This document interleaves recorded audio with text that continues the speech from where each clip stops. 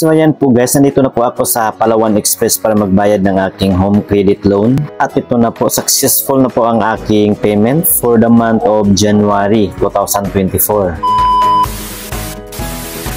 Hi guys, magandang araw po sa lahat. Welcome back to my YouTube channel. Once again, my name is Melvin at sa video pong ito ay tuturuan ko po kayo kung paano magbayad ng ating home credit loan sa Palawan Express. At sa mga nagtatanong kung pwede daw po bang mag-advance full payment sa home credit, yes po, pwede po. Kaya sundan nyo lang po at tapusin ang video ito dahil tuturuan ko rin po kayo kung paano mag-advance full payment sa home credit. At step by step ko pong ituturo sa inyo yan. Disclaimer lang po, ang video ito hindi po sponsored ng Home Credit at ng Palawan Express guys ha. At hindi rin po ako expert sa mga online lending application. At ang maisagot ko lang po sa mga katanungan nyo ay base lang po sa aking naranasan. Kung may mga technical error man sa inyong transaction, ipagpaalam nyo lang yan sa kanilang mga customer service representative. So let's start! Bago po tayo magsisimula, sa mga di pa nakasubscribe sa aking YouTube channel, pakiclick mo na yung subscribe button na nasa baba at pakihit na yung bell para updated po kayo sa tuwing may upload akong mga tutorial videos sa aking channel. Maraming salamat po.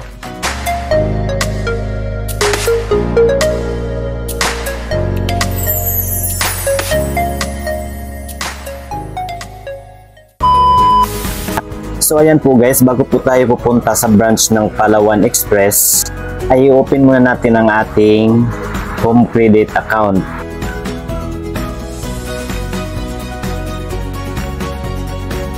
So sa makikita natin, ang aking due payment is 1,523 pesos. At ang babayaran ko po ngayon guys ay ang mag-due date ngayong February 3, 2024. So may 5 days advance po ako guys. Dahil January 29 pa po ngayon. So mas mabuti yung advance po tayo guys magbayad para panatilihing good record po tayo sa home credit. So bago po tayo magpatuloy guys, sa mga nagtatanong kung pwede daw po bang mag-advance full payment sa home credit. So pwede po guys. So ganito po yung pag-advance full payment guys. I-click po natin itong schedule guys.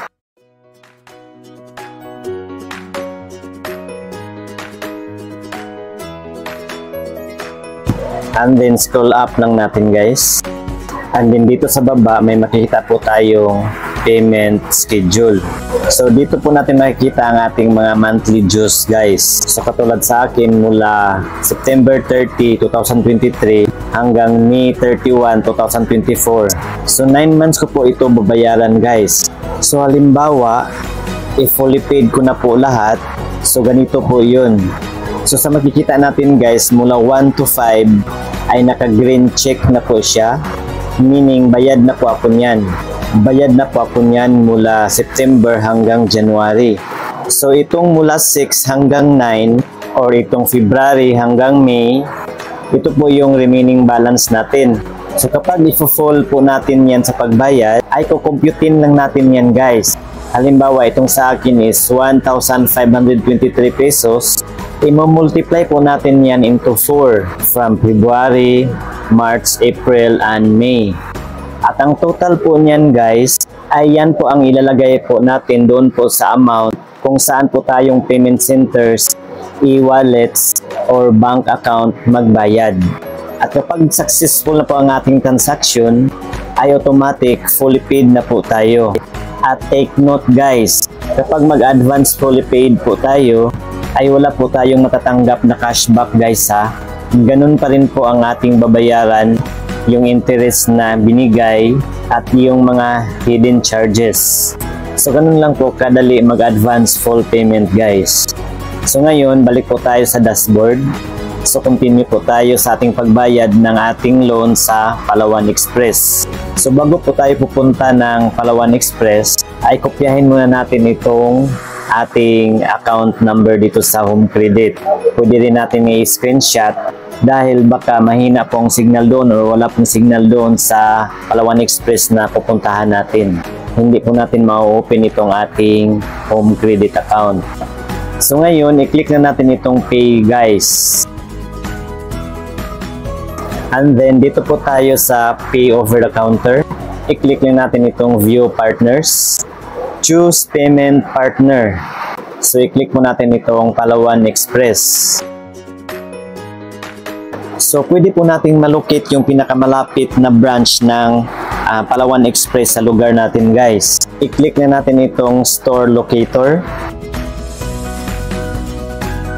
And then, i-click po natin itong branch. I-click na natin itong box para hanapin po natin ang ating location. And then, i-click po natin itong sa baba para makapili po tayo kung saang lugar po tayo. Halimbawa, nasa Davao City ako, Davao del Sur. I-click na natin itong may bilog sa gilid. And then, i-click po natin itong city para makapili po tayo kung anong syudad tayo nakatira.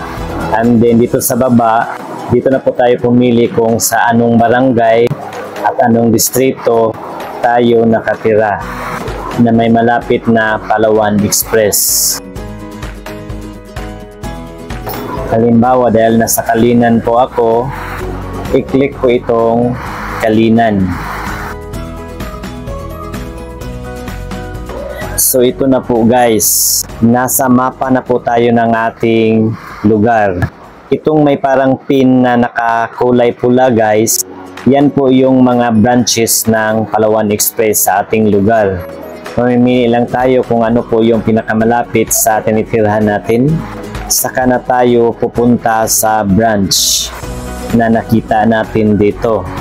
Halimbawa sa akin, ito po yung pinakamalapit na branch sa tinitirhan ko. So, dyan po ako magbayad ngayon.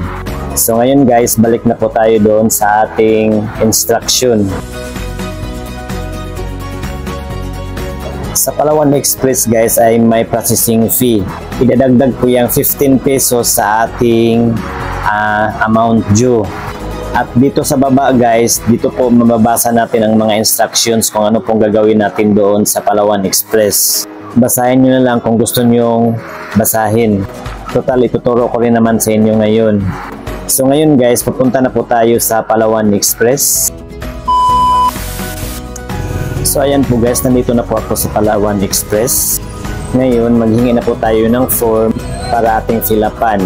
So ito po yung form guys, kulay blue po yun. So ganito po ang pag-fill up guys. Dito sa transaction code, ang ilalagay po natin dito ay ang ating account number sa home credit. At dito sa date and time, kung anong pizza at oras po tayo nagbayad. At dito sa sender guys, ang ating pangalan po ang ilalagay dito. At ang ating mobile number dito sa baba. At kung may Suki card po tayo, pwede po natin ilagay dito ang ating Suki card number. At dito naman sa receiver guys, ang ilalagay po natin dito ay home credit. Tapos dito sa mobile number sa baba, ang nilagay ko po dito ay ang account number sa home credit. At dito naman sa amount, ito po yung amount due natin. Halimbawa sa akin, 1,523. So yan po ang lalagay ko dyan. At tulad ng sinabi ko guys, kapag mag-advance full payment po tayo, dito po natin isusulat yung kabuuang amount na babayaran natin. And then dito sa purpose of transaction, ang ilagay lang po natin ay loan. Kahit hindi na po natin lagyan itong relationship to sender. Skip lang natin yan. At dito sa total, ganun pa rin po ang ilagay nating amount. And then dito sa baba ay ang ating signature. Isulat muna natin ang ating kumpletong pangalan at saka po natin pipirmahan. At pagkatapos niyan, ilalagay na po natin itong form sa basket kasama ng ating pira na ibabayad. At hintayin itatransact ng teller at maya-maya tatawagin na po ang pangalan natin. So ito na po guys, successful na po ang ating payment. Ito na po ang receipt ng Palawan Express.